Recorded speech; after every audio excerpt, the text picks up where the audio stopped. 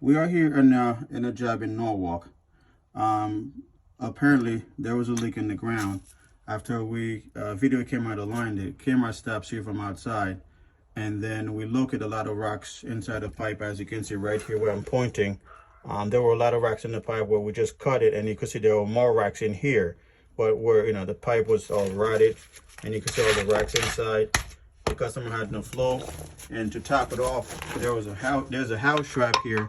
So there's other plugs that were buried underneath the slab, and the guy that was here previously, he couldn't clear the line because it was a buried house strap. On top of that, there were the pipe was broken with all the rocks, as you can see in here inside the pipe. This is the pipe, and it was filled with rocks. So then I just look at that spot and cut it. We're gonna remove the house strap and then put a new piece of pipe, which I'll show you in the next video.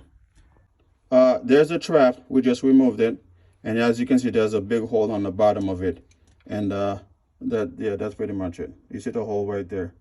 So the whole trap was leaking in the ground.